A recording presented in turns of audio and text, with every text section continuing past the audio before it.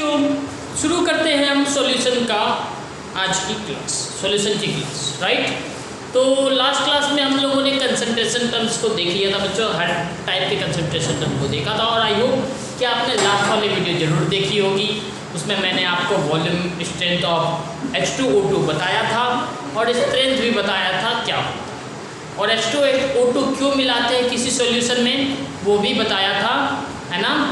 H2O2 किसी solution में क्यों मिलाते हैं, क्योंकि वो उसको क्या कर देता है, अनस्टेबलाइज कर देता है ना। तो इसलिए हम उसको डालते हैं और इसलिए और उसमें डाल के पता करते हैं कि कितनी हमने स्ट्रेंथ डाली, H2O2 की कितनी स्ट्रेंथ है। जितनी ज़्यादा स्ट्रेंथ होगी किसी सॉल्यूशन में H2O2 की, उतना ज़्यादा वो सॉल्यूशन को अनस्टेबलाइज कर पाएगा, राइट है बच्चों। तो आगे की कहानी आज हम शुरू करते हैं विद कंसंट्रेशन टर्म्स हमारे ख़त्म हो चुके हैं बच्चों। तो आज हम नया टॉपिक, नया पार्ट शुरू करेंगे इस सॉल्यूशन के चैप्टर में, और नाम है उस टॉपिक का सॉल्युबिलिटी। क्या नाम है बच्चों? Solubility. Solubility, so our new heading is बच्चों सॉल्युबिलिटी। सॉल्युबिलिटी से आप क्या समझते हो?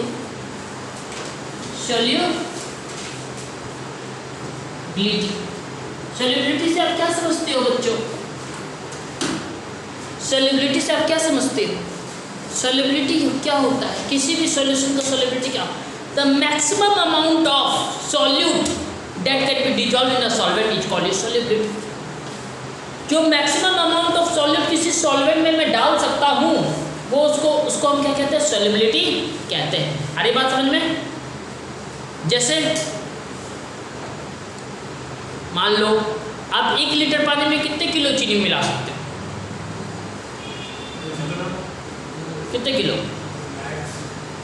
मैक्स टू मैक्स कितने किलो मिला सकते हो? 5 किलो, 10 किलो, 20 किलो, कितने किलो मिला सकते हो 1 लीटर पानी में?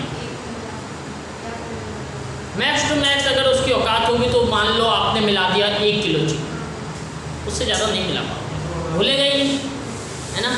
लेकिन मैं और ज़्यादा घोल सकता हूँ। सॉल्युबिलिटी को भी चेंज किया जा सकता है by changing temperature, by changing temperature. अच्छा, मेरे पास कोल्ड ड्रिंक होता है भाई, उस कोल्ड ड्रिंक में मैं क्या मिला देता हूँ? गैस, कार्बन डाइऑक्साइड, है ना। डिजॉल्व करते हैं कार्बन डाइऑक्साइड। मैं कितना गैस डिजॉल्व कर सकता हूँ? इसकी भी सॉल्युबिलिटी मैं चेंज कर सकता हूँ बाय चेंजिंग द प्रेशर। जितना ज़्यादा प्रेशराइज करूँगा उतना ज़्यादा गैस डिजॉल्व होगा, है ना। जितना ज़्यादा प्रेशराइज करूँगा उतना ज़्यादा गैस डिजॉल्व हो सकता है। तो प्रेशर चेंज करने से हम सॉल्युबिलिटी चेंज कर सकते हैं, टेम्परेचर चेंज करने से हम सॉल्युबिलिटी चेंज कर सकते हैं। तो बच्चों सबसे पहले आपके लिए मैं लिखने जा रहा हूँ सॉल्युबिलिटी की डेफिनेशन, उसके बाद बात करते हैं सॉल्युबिलिटी के अंदर में घुस के कि सॉल्युबिलिटी चीज क्या है।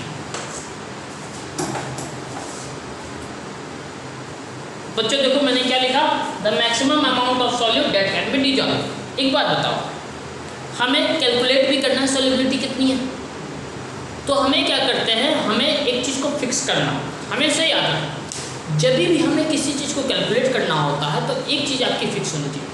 तो मैं मान लेता हूँ मेरा जो सॉल्वेंट है वो 100 ग्राम है ना, पर 100 ग्राम में मैं कितना डिजॉल्व कर सकता हूँ, है ना। तो मेरे को पता चल जाएगा इसकी सॉल्युबिलिटी इतनी है, मतलब 100 ग्राम में इतना डिजॉल्व कर सकता हूँ, तो 1 लीटर में इतना कर पाऊँगा, 2 लीटर में इतना कर पाऊँगा, 1 कंटेनर में इतना कर पाऊँगा। अरे बात समझ में? तो यहाँ पे मैं फिक्स करने वाला हूँ किसकी मात्रा? सॉल्वेंट की मात्रा फिक्स कर दूंगा, वो भी 100 ग्राम, ठीक है। इन 100 ग्राम ऑफ सॉल्वेंट, ठीक है, इन 100 ग्राम ऑफ सॉल्वेंट, ठीक है बच्चों। तो ये आप दिमाग में, तो बच्चों चलो बच्चों, तो अगर मैं 100 ग्राम ऑफ सॉल्वेंट में maximum amount of solute dissolve कर दूंगा तो वो सॉल्यूशन कैसा हो जाएगा बच्चों? सॉल्यूशन हो जाएगा हमारा सैचुरेटेड, है ना। तो हम यहाँ देख सकते हैं to make the solution saturated. बात आती है समझ में? इससे हमारा सॉल्यूशन क्या हो जाएगा भाई? सैचुरेटेड हो जाएगा। इससे हमारा सॉल्यूशन क्या हो जाएगा? सैचुरेटेड हो जाएगा। और इसी चीज़ को हम क्या बोलेंगे भाई, ये मेरी सॉल्युबिलिटी है ना। तो सॉल्युबिलिटी क्या है, जब किसी 100 ग्राम ऑफ सॉल्वेंट में आप मैक्सिमम अमाउंट ऑफ सॉल्यूट डाल दो जिसके वजह से और ज़्यादा सॉल्यूट उसमें डिजॉल्व ना हो पाए, मतलब सॉल्यूशन कैसा हो जाए बच्चों, सैचुरेटेड हो जाए। ऐसे कंडीशन में इस सॉल्यूशन को बोलेंगे हम, इसकी क्या है, इस सॉल्यूशन की ये सॉल्युबिलिटी। इसको इतना ज़्यादा घोल सकते, इससे ज़्यादा और हम नहीं घोल सकते, है ना। इसकी सॉल्युबल होने की एबिलिटी, अब देखो वर्ड को ब्रेक करो, सॉल्युबिलिटी को दो वर्ड में ब्रेक कर सकते हैं बच्चों, soluble plus ability makes solubility, यानी किसी भी सॉल्यूट की सॉल्युबल होने की एबिलिटी कितनी है, वही मेरी सॉल्युबिलिटी है ना। सॉल्युबल होने की जो एबिलिटी है, जितनी इसकी औकात है ना, जितनी औकात है, कितना ये सॉल्युबल हो सकता है उसमें, उसका सॉल्युबिलिटी है। क्लियर है। तो बच्चों देखो, ये सॉल्युबिलिटी किसकी कैरेक्टरिस्टिक है, सॉल्यूट की कैरेक्टरिस्टिक है ना। तो हम कह सकते हैं सॉल्युबिलिटी, क्योंकि हम क्या बता रहे हैं, सॉल्यूट की कितनी औकात है, किसी 100 ग्राम ऑफ सॉल्वेंट में कितना डिजॉल्व हो सकता है। Solubility is the characteristic property of solute. लेकिन मैं एक बात पूछना चाहता हूँ, क्या सॉल्युबिलिटी मेरे सॉल्वेंट पर डिपेंड नहीं करती क्या बोलते हो, करती है। तो यहाँ से मैं क्या लिख सकता हूँ बच्चों, बताओ, but also depends on the nature of solvent, लिखना पड़ेगा ये बात, but also depends on the nature of solvent, है ना। सॉल्युबिलिटी प्रॉपर्टी तो है हमारी, कैरेक्टरिस्टिक प्रॉपर्टी तो है सॉल्यूट की, लेकिन सॉल्वेंट कैसा है उसके नेचर पर भी डिपेंड करेगा। क्लियर है। चल अच्छी, अगर ऑफ द सॉल्वेंट टेकन, अच्छा, तो हम यहां से क्या कह सकते हैं, तो हम यहाँ से फाइनल आंसर क्या दे सकते हैं कि जो सॉल्युबिलिटी है ना, वो डिपेंड करता है सॉल्वेंट सॉल्यूट पेयर में, कह सकते हैं। Therefore, we can say solubility depends upon solute solvent pair, है ना। सॉल्युबिलिटी किस पर डिपेंड करती है, सॉल्यूट सॉल्वेंट पेयर। देखो ये कैरेक्टरिस्टिक प्रॉपर्टी तो है सॉल्यूट की, लेकिन नेचर ऑफ सॉल्वेंट पर भी डिपेंड करता है। अगर मान ले अगर मैं क्या करता हूँ, ऑर्गेनिक कंपाउंड को इनऑर्गेनिक सॉल्वेंट में डिजॉल्व करूँगा, डिजॉल्व होगा क्या, नहीं होगा, क्योंकि लाइक डिजॉल्व्स लाइक, है ना। ऑर्गेनिक कंपाउंड को ऑर्गेनिक सॉल्वेंट में ही डिजॉल्व करना पड़ेगा, राइट है। तो अगर मैंने सॉल्वेंट की नेचर ही बदल दी तो सॉल्युबिलिटी चेंज हो रही है, नहीं हो रही है, क्योंकि ऑर्गेनिक मेरे इनऑर्गेनिक में डिजॉल्व नहीं हो रहा। बोलो सही बात। मान लो सबसे बेस्ट एग्जाम्पल आपको शो करता हूँ, आपके घर में पेंटिंग चल रही है, पुताई चल रही है, डिस्टेम्पर लगा रहे हो आप, आपके हाथों पे वो पेंट लग जाता है, लग के सुन, अब पानी से धोते हो, साफ होता है क्या, केरोसिन ऑयल डालते हो जाता है, स्प्रिट डालते हो और जल्दी साफ हो जाता है। मतलब क्या है, ये जो पेंट है ना, जो आपके हाथ पे लगा है, जो डिस्टेम्पर आपके हाथ पे लगा है, ये पानी में डिजॉल्व नहीं हो रहा उतने जल्दी, जितने जल्दी हमारे केरोसिन ऑयल में और स्प्रिट में डिजॉल्व हो जाता है। अरे बात समझ में, लड़कियां खास करके यूज करती है नेल पॉलिश रिमूवर, राइट। वो क्या करती है, अगर मान लो नेल पॉलिश लगा लिया, पानी से साफ करते हो, कितने देर में साफ होगा, टाइम लगेगा, लेकिन नेल पॉलिश रिमूवर से जो साफ करते हो तुरंत साफ हो जाता है। बोलो तो इसका मतलब क्या, वो जो नेल पॉलिश है आपकी वो उसमें आसानी से डिजॉल्व हो जाता है। यानी नेचर ऑफ सॉल्वेंट पे भी डिपेंड कर रहा है, नहीं कर रहा है। Solubility is also depending upon nature of solvent. तो हम कह सकते हैं किसी की भी सॉल्युबिलिटी अगर आपको पता करनी हो तो आपको सॉल्यूट सॉल्वेंट पेयर पता करना होगा, है ना। इससे हम सॉल्यूट सॉल्वेंट कौन सा सॉल्यूट है और कौन सा सॉल्वेंट है तभी हम बता पाएंगे सॉल्युबिलिटी इतनी है। अब चीनी को ही ले लो भाई, चीनी को पानी में डिजॉल्व करना है या दूध में डिजॉल्व करना है, किसमें होती है ज़्यादा सॉल्युबिलिटी बताओ?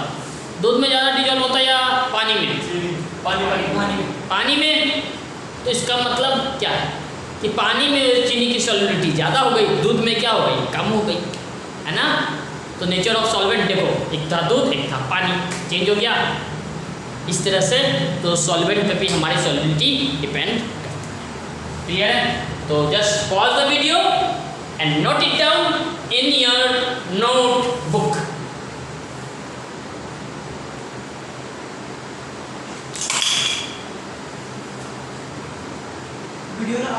तो चलो बच्चों, तो ये हमने देखा हमें सॉल्यूट सॉल्वेंट पेयर की सहायता से हम इसकी सॉल्युबिलिटी, किसी चीज़ की भी सॉल्युबिलिटी पता कर सकते हैं। तो भाई साहब, तो क्या क्या फैक्टर्स है सॉल्युबिलिटी के, क्या क्या फैक्टर्स है भाई बताओ बच्चों, आप लोग बताओ सॉल्युबिलिटी के क्या क्या फैक्टर्स है, बताओ सॉल्युबिलिटी के क्या क्या फैक्टर्स है। एनीवन सोचो क्या हो सकता है। एक तो सॉल्यूट का नेचर कैसा है, दूसरा सॉल्वेंट का नेचर कैसा है, कहीं तीसरा सॉल्वेंट तो प्रेजेंट नहीं। अरे चाय बना रहा हूँ मैं, चाय में पानी भी डाला दूध भी डाला, दो सॉल्वेंट हो गए ना, बोलो दो सॉल्वेंट हो गए ना। तो प्रेजेंस ऑफ दूसरा सॉल्वेंट भी एक फैक्टर, राइट। तो हम क्या करेंगे वाले बच्चों, फैक्टर्स ऑफ सॉल्युबिलिटी। अगली हेडिंग है मेरी factors of solubility. Factors of solubility. सबसे पहला फैक्टर क्या भाई, नेचर ऑफ सॉल्यूट। सबसे पहले तो सॉल्युबिलिटी कैसा है ना, बिना सॉल्यूट का सॉल्यूशन तो बनने वाला नहीं, सॉल्युबिलिटी पता नहीं करेगा। दूसरा क्या है, नेचर ऑफ सॉल्वेंट, कि सॉल्वेंट कैसा है। तीसरा प्रेजेंस ऑफ अनदर सॉल्वेंट, क्या दूसरा सॉल्वेंट भी प्रेजेंट है क्या वहाँ पे, है ना। या फिर दूसरा सॉल्वेंट हो सकता है मैं चीनी के साथ चाय पत्ती भी डाल रहा हूँ तो दो सॉल्यूट हो गए, तो और सॉल्यूट, है ना। दूसरा सॉल्यूट और दूसरा सॉल्वेंट भी प्रेजेंट हो सकता है। मान लो मैंने चीनी ली, है ना, मैंने क्या लिया बच्चों, चीनी लिया और पानी लिया। मैं उस पानी में चीनी को भी मिला रहा हूँ और नमक को भी मिला रहा हूँ, तो दो सॉल्यूट हो गए। अगर बताओ भाई, अगर चीनी और नमक दोनों मिलाऊंगा तो चीनी की सॉल्युबिलिटी कम होगी या नहीं होगी? होगी। जितना डिजॉल्व होना था उतना नहीं हो पाएगा। जब भी हमारा पानी में चीनी घुलता है बच्चों, तो क्या होता है, क्या हमारे जो वाटर मॉलिक्यूल्स के बीच में जो स्पेस होते हैं उसमें शुगर के मॉलिक्यूल्स जाके बैठ जाते हैं, यही तो होता है। इसी तरह तो जो चीनी घुलता है, लेकिन उसमें जाके सॉल्ट के मॉलिक्यूल्स अगर घुस के बैठ गए तो जगह कम हो गई ना, क्राउड ज़्यादा हो जाएगा, मतलब इसकी सॉल्युबिलिटी क्या हो जाएगी, कम हो जाएगी। Pause the video and right it down.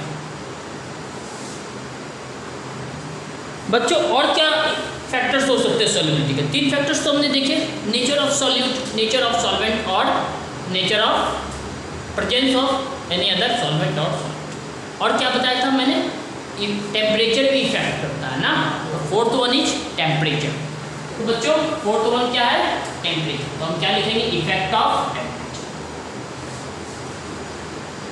अब देखो भाई, आप लोगों ने पढ़ा हो, चलो थोड़ा सा हम केमिस्ट्री करते क्लास 10 की। एक्सोथर्मिक और एंडोथर्मिक रिएक्शन सभी ने पढ़ा। What do mean by exothermic reaction? जिससे हीट बाहर निकलता हो, है ना। देखो नाम ही है एक्सो, मतलब एग्जिट, थर्मिक एक्जोथर्मिक, थर्मिक मतलब हीट, यानी जिस भी रिएक्शन से हीट एग्जिट होता है उसको हम क्या कहते हैं, एक्जोथर्मिक, है ना। एंडो मतलब एंट्री, एब्जॉर्ब, और थर्मिक मतलब हीट, यानी जिसमें हीट ली जाती है, यानी जो रिएक्शन हीट ले करके रिएक्शन को करता है वो एंडोथर्मिक रिएक्शन होता है। अच्छा बताओ, एक्जोथर्मिक रिएक्शन को अगर हीट दूंगा मैं, टेम्परेचर बढ़ाऊंगा, तो वो रिएक्शन होगा क्या? नहीं, वो तो हीट निकालना चाहता है, बाहर की ओर निकालना चाहता है। मैं क्या कर रहा हूँ, उसमें हीट दे रहा हूँ। अगर मैं हीट दे रहा हूँ तो फॉरवर्ड रिएक्शन होगा क्या? नहीं, रिएक्शन फॉरवर्ड नहीं। आपने इस चीज़ को केमिकल इक्विलिब्रियम में भी पढ़ा है क्लास 11th में, if I am not wrong. Effect of temperature, Le Chatelier's principle, है ना। टेम्परेचर का इफेक्ट पड़ा है। एक्जोथर्मिक रिएक्शन में क्या होता है, फॉरवर्ड रिएक्शन नहीं हो पाता, बैकवर्ड हो जाता रिएक्शन। और एंडोथर्मिक रिएक्शन में जब आप टेम्परेचर बढ़ाते हो तो वो तो इससे तो हीट चाहिए, अगर ज़्यादा से ज़्यादा हीट मिलेगा तो जल्दी से जल्दी फॉरवर्ड रिएक्शन कर पाएगा, है ना। तो एंडोथर्मिक रिएक्शन में क्या होता है, टेम्परेचर बढ़ाने से रिएक्शन फास्ट होता है, जबकि एक्जोथर्मिक रिएक्शन में टेम्परेचर बढ़ाने से रिएक्शन स्लो हो जाता है। इतनी बात समझ में आती है आप सभी को? ठीक है, चलो तो फिर देखते हैं हमारे सॉल्युबिलिटी पर टेम्परेचर कैसे इफेक्ट डालता है। देखो बच्चों, अब हमें देखना है सॉल्यूट हमारा, देखो सॉलिड भी हो सकता है, सॉल्यूट हमारा लिक्विड भी हो सकता है, सॉल्यूट हमारा गैस भी हो सकता है। तो पहले देखते हैं, अगर हमारा सॉल्यूट क्या है, सॉलिड है ना। इफेक्ट ऑफ टेम्परेचर में व्हेन सॉल्यूट इज सॉलिड, है ना। फिर देखेंगे गैस होगा तो क्या इफेक्ट पड़ेगा, और लिक्विड होगा तो क्या इफेक्ट। पहले हम सॉलिड, तो देखो दो तरीके का, जैसे रिएक्शन दो तरीके का बताया ना मैंने, exothermic reaction and endothermic reaction. उसी तरह से जब डिजॉल्व करते हैं, आपने कितने लोगों ने कभी चूने को पानी में घोला है?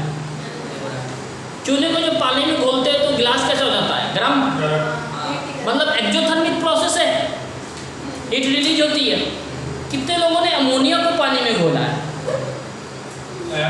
6th-7th क्लास में लैब में आपका था ये, तो आपने किया होगा अगर आप अच्छे स्कूल में पढ़े होगे तो, है ना।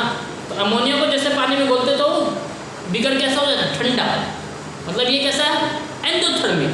चूने को घोलते थे तो एक्जोथर्मिक। 6ठी-7वीं में सबसे पहले आपने एक्जोथर्मिक एंडोथर्मिक रिएक्शन पढ़ा था, और इसको दिखाने के लिए आपके स्कूल वालों ने आपको लैब में ये सब करवाया। नहीं करवाया तो सुन लो यार, कान से सुन लो, कभी मौका मिले तो अपनी खुद की लैब खोल के कर लेना, या फिर कभी इंजीनियरिंग करने जाओ या मेडिकल करने जाओ तो आप वहाँ पर भी लैब में करके देख सकते हो, आपको कोई टोकेगा नहीं, है ना। तो जब चूने को पानी में घोलते हैं तो क्या होता है, गर्म हो जाता है, जब अमोनिया को घोलते तो ठंडा। यानी दोनों प्रोसेस कैसा है, अलग अलग है। एक बार मैंने सॉल्यूट लिया चूना, एक बार सॉल्यूट लिया मैंने अमोनिया, है ना। तो भाई साहब मैं देखता हूँ पहले, अगर मेरा प्रोसेस एंडोथर्मिक है तो क्या होगा, टेम्परेचर, ठीक है। द डिसोसिएशन, अच्छा जब भी हम सॉलिड को डिजॉल्व करते हैं किसी सॉल्वेंट में तो उसका क्या होता है, डिसोसिएशन होता है। हाँ, मैं उसको भी नहीं लेता, मैं बोल देता हूँ डिसोल्यूशन बोल देता हूँ, घुलने को मैं डिसोल्यूशन बोल देता हूँ, है ना। Dissolution, the dissolution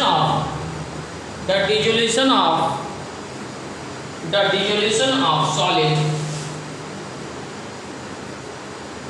in a solution, है ना। किसी सॉल्यूशन में हम क्या करते हैं, किसी सॉल्यूट को डिसोल्यूट करते हैं, इज एन एंडोथर्मिक प्रोसेस। मैं क्या कह रहा हूँ, किसी सॉलिड को मैं अगर किसी सॉल्यूशन में डिसॉल्व करता हूँ तो वो in a solution and it is an endothermic process, and if it is an, ऐसे लिखते हैं, इफ इट इज एन, अगर वो एंडोथर्मिक प्रोसेस है ना। किसी सॉलिड को हमने डिसॉल्व करा किसमें, सॉल्यूशन में, किसी सॉल्यूशन में, और वो एंडोथर्मिक प्रोसेस है, तो टेम्परेचर बढ़ाने से क्या होगा बच्चों, then on increasing temperature, increasing temperature endothermic process से टेम्परेचर बढ़ा रहा हूं, बताओ बच्चों क्या होगा? डिसोल्यूशन यानी सॉल्युबिलिटी बढ़ेगी या घटेगी? बढ़ेगी। तो सॉल्युबिलिटी बढ़ जाएगी, सीधी सी बात है। जैसे मैंने एंडोथर्मिक रिएक्शंस के लिए शो किया था, क्या लिखेंगे? Then on increasing temperature the solubility of the solute increases. सही बात है भाई। वही अगर प्रोसेस एक्सोथर्मिक होता तो सॉल्युबिलिटी क्या होती? घट जाती, है ना? आ रही बात समझ में सभी को? चलो, then on increasing temperature the solubility of the solute increases. Why? And while if it is an exothermic process, then on increasing temperature solubility of the solute। देखो बच्चों, क्या कुछ अलग है क्या? उसी तरह से जैसे रिएक्शंस में होता था वैसे ही प्रोसेस में भी है। अगर एंडोथर्मिक प्रोसेस है, सॉलिड एज अ सॉल्वेंट हमने सॉल्यूट लिए रखा है और उसको अब किसी सॉल्वेंट में घोलते हैं, और एक्सोथर्मिक प्रोसेस है तो सॉल्युबिलिटी घट जाएगी। कब घटेगी? जब टेम्परेचर बढ़ाएंगे तो। और एंडोथर्मिक प्रोसेस में टेम्परेचर बढ़ाएंगे तो क्या होगा? सॉल्युबिलिटी बढ़ जाएगी, है ना? क्योंकि एंडो को क्या चाहिए? हीट चाहिए, हीट चाहिए। जल्दी से पहुँच करके नोट कर लो आप लोग, है ना? फिर चलते हैं आगे की दुनिया में। बच्चों, मैं क्या कर रहा हूँ? एंडोथर्मिक प्रोसेस में टेम्परेचर बढ़ा रहा हूँ, मेरी सॉल्युबिलिटी बढ़ रही है। दूध में चीनी घोल रहा हूँ, गर्म दूध में चीनी जल्दी घुलती है ना? इसलिए मैं क्या करता हूँ, जब दूध गर्म करता हूँ उसी समय चीनी घोल देता हूँ, घुल जाती है, मुझे मेहनत करने की ज़रूरत नहीं पड़ती। तो भाई एक बार बताओ, चीनी घोल दी मैंने, फिर अब चीनी नहीं घुली, मैंने और ज़्यादा टेम्परेचर बढ़ाया और ज़्यादा चीनी घुली, और ज़्यादा टेम्परेचर बढ़ाया और ज़्यादा चीनी घुली। ऐसा होगा कि मैं सारी वर्ल्ड की चीनी उसी दूध में घोल दूँ टेम्परेचर बढ़ा के? ऐसा हो सकता है? नहीं हो सकता बच्चों, है ना? तो एक टाइम के बाद एंडोथर्मिक प्रोसेस भी इंडिपेंडेंट ऑफ टेम्परेचर हो जाएगा, है ना? एक लिमिट के बाद एंडोथर्मिक प्रोसेस भी कैसा हो जाएगा? इंडिपेंडेंट ऑफ टेम्परेचर हो जाएगा। आ रही बात समझ में? चलिए, तो हम क्या कहेंगे बच्चों?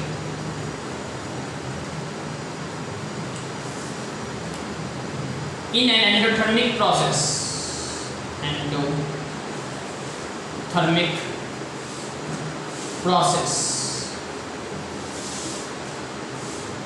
after a certain limit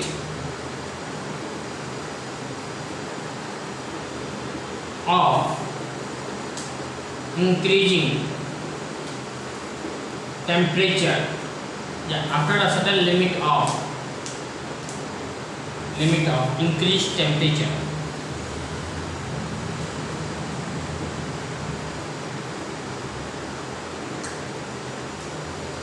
the solubility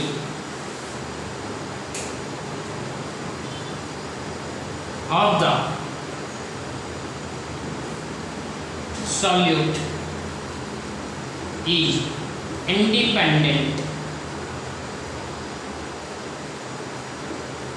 of temperature,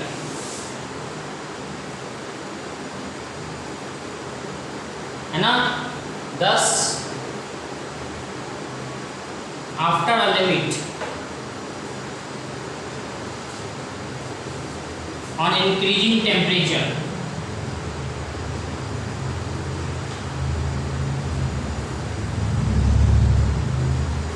no more solute can be dissolved in a solution। सही बात है बच्चों? टेम्परेचर बढ़ाते जा रहे हैं, टेम्परेचर बढ़ाते जा रहे हैं, एक समय ऐसा आएगा कि अब टेम्परेचर का कोई इफेक्ट देखने को हमें नहीं मिलेगा, क्योंकि अब और ज़्यादा सॉल्यूट उसमें डिजॉल्व नहीं हो सकता। सही बात है। जल्दी से पॉज करो वीडियो को और नोट करो। चलो बच्चों, अब इसका देखते हैं। इस एंडोथर्मिक प्रोसेस के लिए हम सॉल्युबिलिटी वर्सेस टेम्परेचर का ग्राफ देखेंगे। क्या देखेंगे? ग्राफ देखेंगे। ठीक है, चलो चलते हैं। ग्राफ ग्राफ ग्राफ, अब हमें बनाना है भाई ग्राफ। देखो अच्छा, कौन इंडिपेंडेंट है? टेम्परेचर इंडिपेंडेंट है या सॉल्युबिलिटी?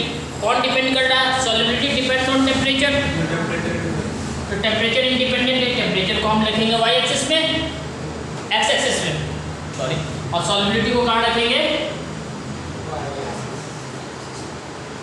हमने देखा सॉल्युबिलिटी एक टाइम के बाद क्या होता है? कांस्टेंट हो जाता है ना, और ज़्यादा उसमें हम घोल नहीं सकते, टेम्परेचर से इंडिपेंडेंट हो जाता है ना।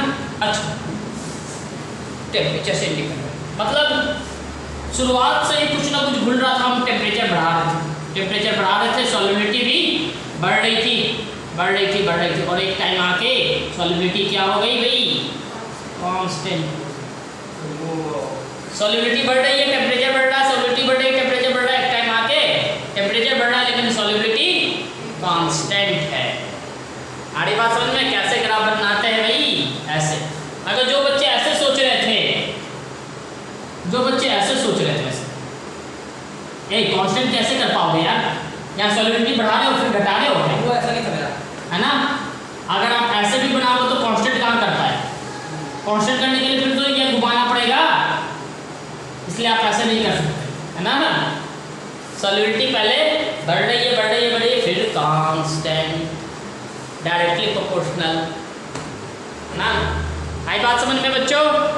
फटाफट पॉज करो, ग्राफ को अपने नोटबुक में गधों की तरह नहीं, इंसान की तरह बना दो। और भाई साहब यहाँ पर तो देखो मैंने सॉल्युबिलिटी लिखा है, एक बात और समझ लो, एक बात और समझ लो, इस वाले पॉइंट को क्या बोले?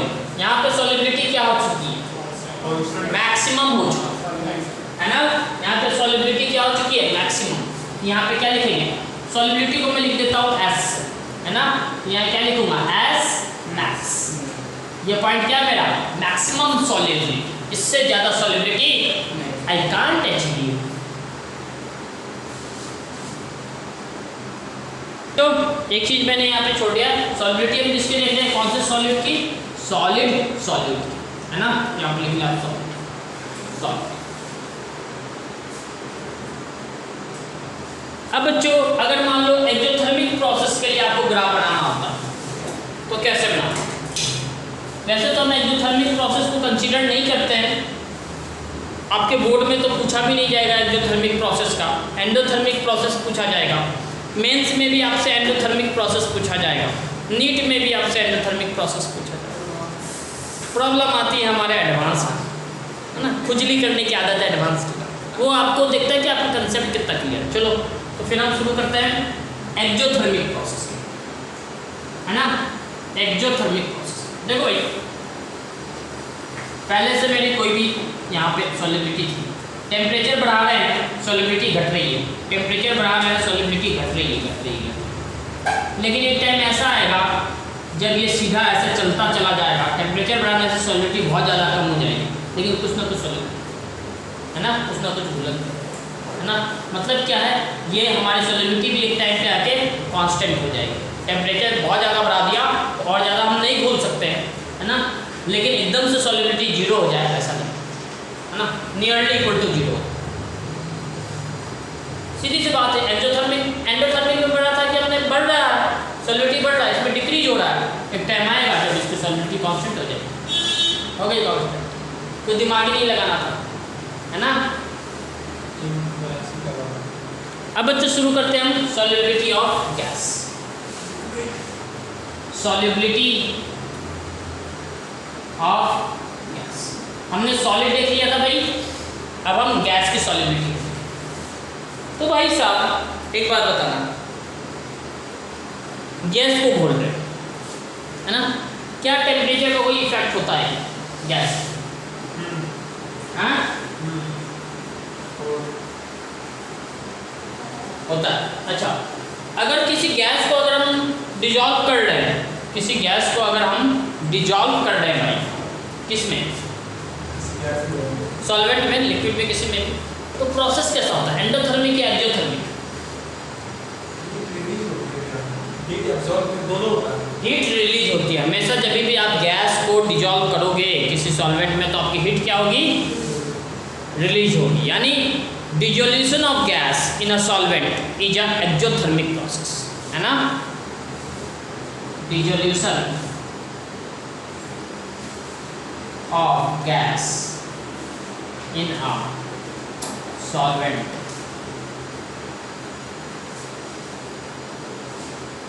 Is an exothermic process.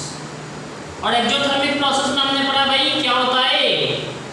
Temperature बढ़ाने से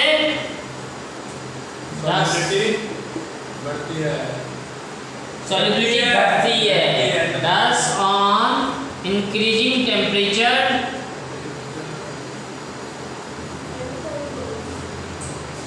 the solubility of gas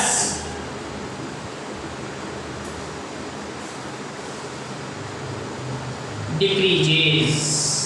Solubility of gas decreases. आगे बात समझ भाई? तो हम क्या कह सकते हैं कि solubility of gas is inversely proportional to temperature। और inversely proportional का ग्राफ अभी तो बनाया था, नीचे घूमता हुआ। बोल भाई, सही है? क्लियर है? उसका ग्राफ अभी हमने बनाया था। ऐसा ऐसा मान लो यहाँ पे सॉल्युबिलिटी था, उसको डिक्रीज कर दो ऐसा। बोलो सही है?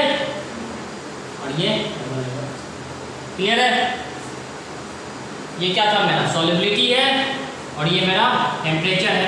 अच्छा, मैक्सिमम सॉल्युबिलिटी कहाँ है? ये जो पॉइंट है ये क्या मेरा? एस मैक्स है।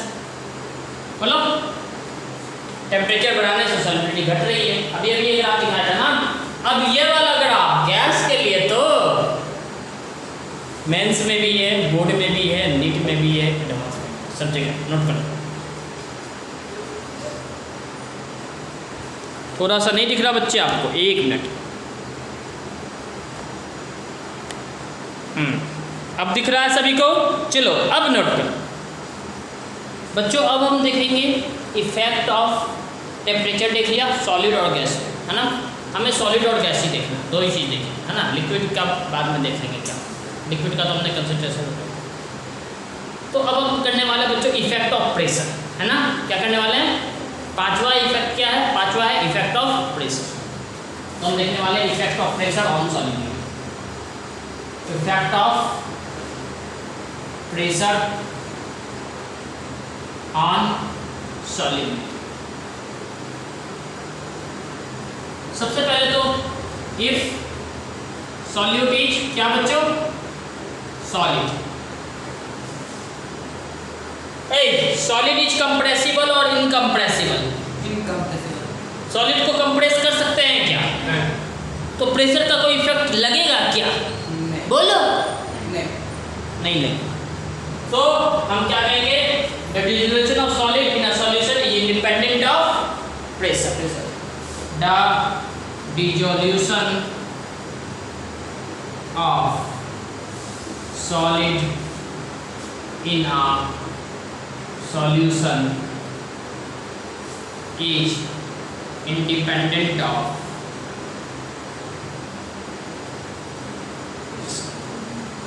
यानी सॉलिड पे कोई इफेक्ट देखने को नहीं मिलता।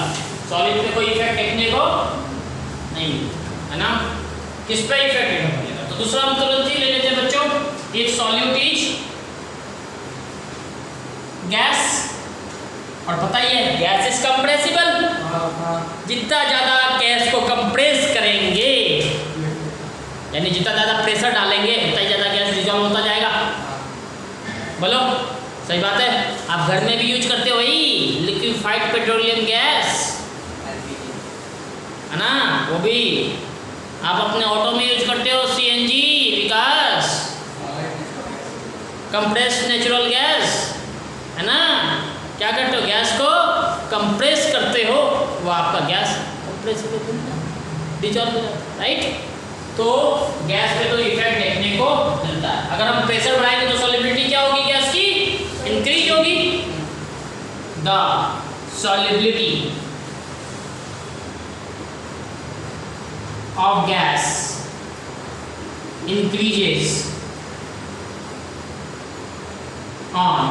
increases with increase in pressure, है ना। यानी जैसे ही आप गैस के ऊपर प्रेशर लगाओगे तो उसकी सॉल्युबिलिटी क्या होगी? इंक्रीज हो जाएगी, राइट। फटाफट से पॉज करें, नोट करें। चलो आगे चलते हैं। Solubility of gas increases with increase in pressure, ठीक है। इसका मतलब बच्चों हम क्या लिख सकते हैं? हम लिख सकते हैं solubility of gas is directly proportional to pressure. बोलो। और बता दूं, एक बात बता दूं, ये कुछ और नहीं, हेनरी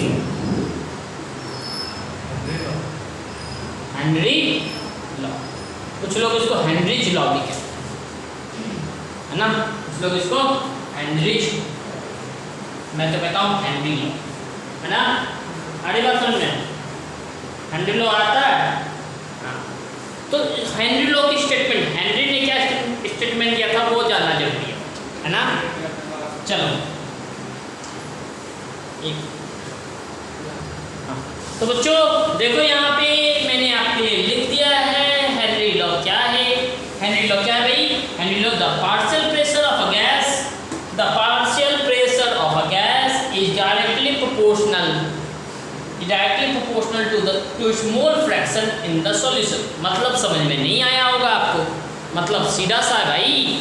आपने पार्शियल फ्रैक्शन पढ़ा है, डाल्टन्स लॉ पार्शियल फ्रैक्शन पढ़ा होगा, है ना। डाल्टन्स लॉ पार्शियल प्रेशर, उसको फिर आपने पढ़ा होगा Dalton's law partial pressure in terms of mole fraction. वहाँ पे हम क्या लिखते थे? P1 is equal to mole fraction of 1 into P total.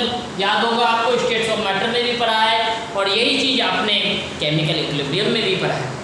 अगर नहीं आता तो आप केमिकल इक्विलिब्रियम की मेरी वीडियो जाके देख लो, वहाँ पे आपको चीज़ें समझ में आ जाएगी, है ना। ठीक है, लिंक आपको डिस्क्रिप्शन में मैं दे दूँगा, ठीक है। P1 equal to mole fraction into P2। तो यानी हम क्या कह रहे हैं कि किसी जितने को प्रेशर जितना ज़्यादा डालेंगे, जितना ज़्यादा प्रेशर लगाएंगे उतना ज़्यादा गैस डिजॉल्व होगा, है ना। यानी उतना ज़्यादा उस गैस की क्या होगी? हमारी मोल फ्रैक्शन होगी, है ना। तो हमने क्या किया? The partial pressure of gas dissolved in a liquid, है ना, या in a liquid is directly proportional to its mole fraction, directly proportional to its mole fraction। तो जितना ज़्यादा गैस होगा उतना ज़्यादा, जितना ज़्यादा प्रेशर डालेंगे उतना ज़्यादा गैस डिजॉल्व होगा। आसान शब्दों में और समझना, समझ लो यार, जितना ज़्यादा गैस का प्रेशर बनाओगे उतना ज़्यादा गैस डिजॉल्व होगा। जितना ज़्यादा गैस डिजॉल्व होगा उतने ज़्यादा नंबर ऑफ मोल्स उस गैस के उस सॉल्यूशन में होंगे। जितना ज़्यादा number of moles of gas उस सॉल्यूशन में होंगे उतना ज़्यादा उसका मोल फ्रैक्शन होगा, उतना ज़्यादा उसका कंसंट्रेशन होगा भाई, है ना। उतना ज़्यादा उसका कंसंट्रेशन होगा। आ रही बात समझ में? तो मैंने क्या बोला? प्रेशर डालो, गैस डिजॉल्व होगा, गैस डिजॉल्व होगा उसके नंबर ऑफ मोल्स इंक्रीज होंगे, नंबर ऑफ मोल्स इंक्रीज होंगे तो मोल फ्रैक्शन भी इंक्रीज होगा। तो मैं बोला pressure on a gas in a solution is directly proportional to its mole fraction. जितना ज़्यादा प्रेशर डालोगे उतना ज़्यादा गैस डिजॉल्व होगा, उतना ज़्यादा उसका मोल फ्रैक्शन भी होगा। अब देखो, प्रोपोर्शनलिटी साइन हटाते हैं तो एक कांस्टेंट डालते हैं भाई। जब भी एक कांस्टेंट डालेंगे यहाँ पे हम क्या लिखेंगे? हेनरीज। ये जो कांस्टेंट डाला है बच्चों KH लिखा है क्योंकि हेनरी साहब ने ये लॉ दिया था। वैसे लॉ तो आप भी दे सकते थे, आपको भी पता है कि प्रेशर डालोगे गैस पे तो गैस ज़्यादा डिजॉल्व होगा, जितना ज़्यादा गैस डिजॉल्व होगा उतना ज़्यादा मोल फ्रैक्शन। वैसे इसको हम बोलते हैं KH को हेनरीज कांस्टेंट, हेनरीज कांस्टेंट। फटाफट से नोट कर लो बच्चों इस बात को, आप पॉज करके है ना। आई होप सभी को बात समझ में आ गई होगी। बच्चों चलो आगे चलते हैं और मैं बता दूं KH की कोई फिक्स वैल्यू नहीं है, अलग अलग गैसेस के लिए अलग अलग होता है ना। जैसे आपने यूनिवर्सल गैस कांस्टेंट पढ़ा था, किसी भी गैस के लिए वही वैल्यू होती है। ग्रेविटेशनल कांस्टेंट पढ़ा है, किसी भी दो मास के बीच में कहीं भी पूरे यूनिवर्स में कहीं भी जाओ कैपिटल G की वही वैल्यू होती है ना। लेकिन यहाँ पे भाई KH की वैल्यू अलग अलग गैसेस के लिए अलग अलग होती है। हमारी बात समझ में? तो आप यहाँ पर नोट कर लो इस बात को, value of KH is different for different gases। Different gas के लिए KH की डिफरेंट वैल्यू होती है। क्लियर है? चलो बच्चों आपके सामने एक क्वेश्चन है, थोड़ा क्वेश्चन मैं आपके सामने कर दूं। क्वेश्चन कुछ इस प्रकार से, द हेनरी लॉ कांस्टेंट यानी KH for the solubility of nitrogen gas at 298 kelvin is. ये किसकी आपकी वैल्यू दे रखी है? KH की वैल्यू दे रखी है ना। Okay, is the mole fraction of N2 in air is. N2 का नाइट्रोजन गैस का मोल फ्रैक्शन हवा में कितना है? 0.8। वहां से हम क्या करते हैं? Calculate the number of moles of N2 gas from air dissolved in 10 moles of water and 5 atm pressure, है ना। इतना टेम्परेचर और इतने प्रेशर पे हमने 10 मोल वाटर में कुछ N2 गैस को डिजॉल्व किया है। तो आपको बताना है कितने number of moles of N2 gas dissolve किए गए हैं इस प्रेशर पे, है ना। इस प्रेशर पे कितने नंबर ऑफ, आपने पढ़ा है Henry law, P is directly proportional to mole fraction. तो आप ये बता सकते हो कि इस प्रेशर पे कितने number of moles of N2 gas 10 mole of water में डिजॉल्व किए गए। सिंपल सा क्वेश्चन है, दिमाग लगाएं। IIT 2009 का क्वेश्चन है, बहुत ही पप्पू सा क्वेश्चन है, बहुत ही आसान क्वेश्चन है, जल्दी से करें। चलो बच्चों इस क्वेश्चन को कैसे करेंगे? बहुत आसान क्वेश्चन था। आई होप आप लोगों ने बहुत ही सरलता पूर्वक इस क्वेश्चन को सॉल्व कर लिया होगा। अगर मैं गलत नहीं हूं तो नहीं किया, चलो कोई हमारा मोल फ्रैक्शन ऑफ N2 क्या है भाई? मोल fraction of N2 in air क्या है? 0.8। अच्छा टोटल प्रेशर कितना है भाई? टोटल प्रेशर है मेरा 5 atm। तो प्रेशर ऑन N2 क्या हो जाएगा?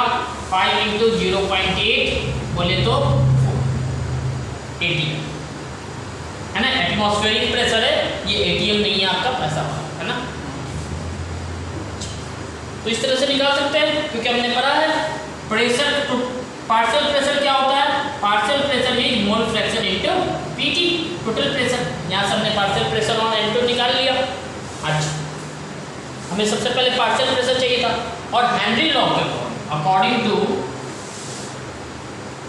हेनरी भैया का लॉ, हेनरी लॉ हमने क्या पढ़ा है? Partial pressure of gas is equal to KH into mole fraction of gas. सही बात है? अच्छा partial of pressure of gas in water, है ना, इन सॉल्यूशन, ये इन सॉल्यूशन है, इन सॉल्यूशन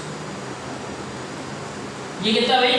4, है ना, is equal to KH into mole fraction of gas in solution, right.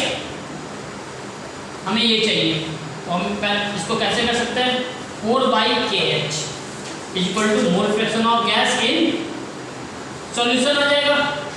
अब देखो भाई KH की वैल्यू क्या? 1.0 इंटू 10 की पावर 5।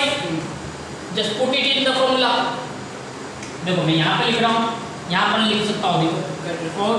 अच्छा तो मैं यहाँ पे लिख रहा हूँ, है ना, मान लीजिए ग्राफ को 4/1.0 इंटू 10 की power 5 is equal to mole fraction of gas in air. एक मिनट थोड़ा सा चलो।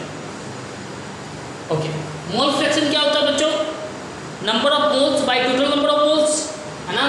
तो 4 बाई इसको मल्टीप्लाई करो 10 की पावर 5 ही रहेगा। Moles of N2 by total moles. Total moles कितना दे रखा है भाई? 10 मोल, है ना?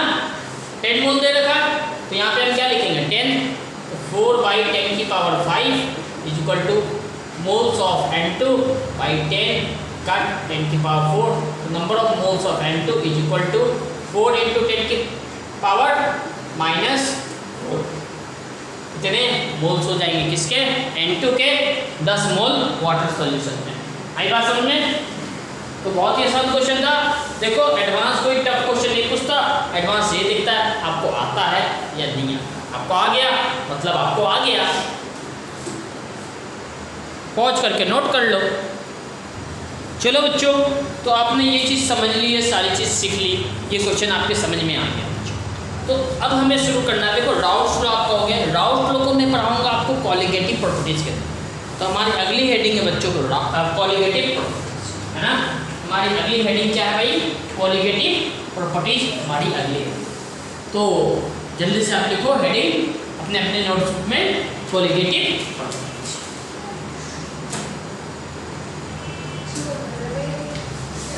कॉलिगेटिव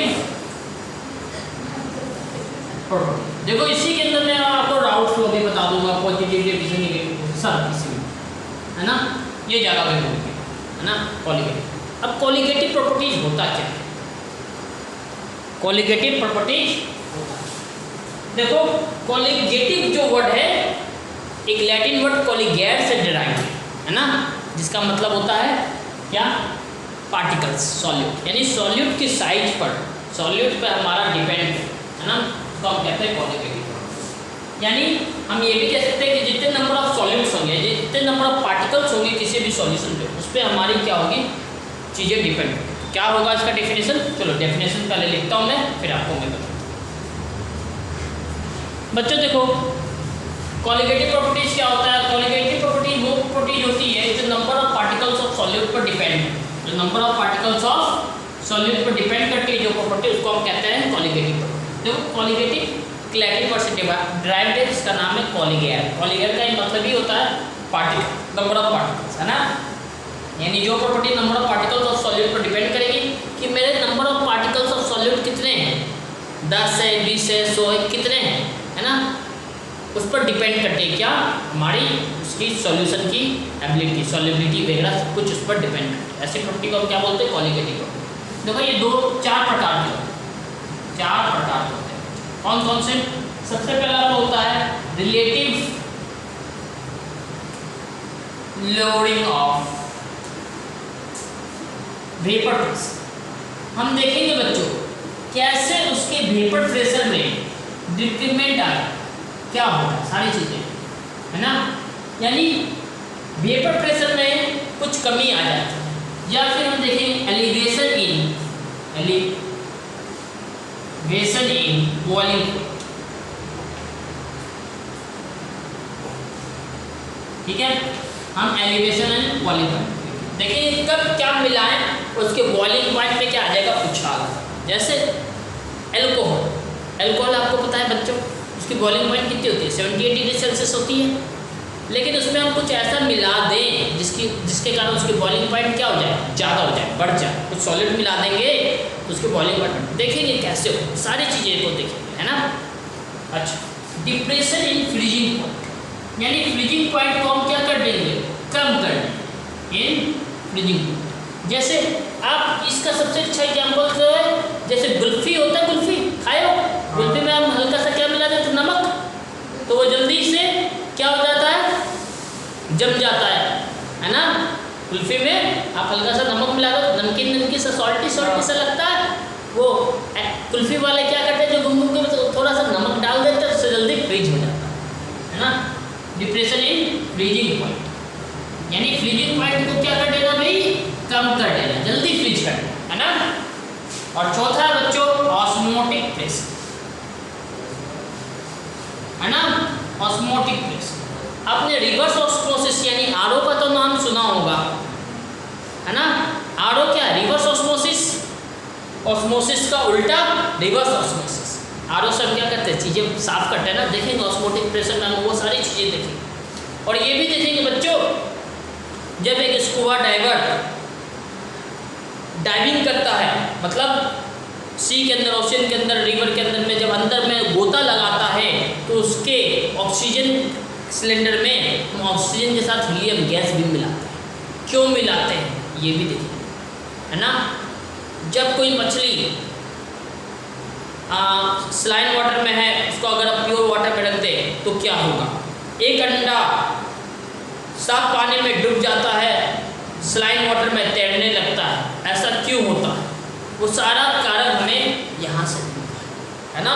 इन सारे प्रॉपर्टीज को हम देखेंगे और सीखेंगे। बहुत सारी चीज़ें आप देखोगे और लोगों को मैजिक भी दिखा पाओगे, है ना। देखोगे, देख तेरा अंडा डूब गया, मेरा अंडा तैर रहा है ना। वो सारी चीज़ें कहानी आपको यहाँ से दिखा। आगे बात समझ में? तो बच्चों, तो नेक्स्ट क्लास में हम शुरू करेंगे कॉलिगेटिव प्रॉपर्टीज, ठीक है। नेक्स्ट क्लास में हम शुरू करेंगे कॉलिगेटिव। बहुत ही इंटरेस्टिंग टॉपिक है। देखो, सिलेबस के लिए है बात अलग है, लेकिन सिलेबस में तो है, क्वेश्चन तो आते ही है इससे, लेकिन आपके रियल लाइफ के लिए भी बहुत ज़्यादा इंटरेस्टिंग है ना। अरे बात समझ में?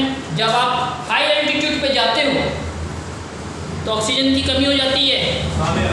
बहुत सारे लोगों के वेंस क्या हो जाते हैं, फट जाते हैं, खून निकलने लगते हैं नाक से। क्यों, कैसे? सारी चीज़ें इसी में पड़ गई। अरे बात समझ में? सारी चीज़ें आपको इस पर जानने को मौका मिलेगा, तो बहुत ज़्यादा इम्पोर्टेंट है ना। चलो फिर आज के लिए इतना ही। All the best. प्रिपरेशन करते रहो, सारे के सारे नोट्स बनाते रहो, है ना। प्रिपरेशन बहुत अच्छे से।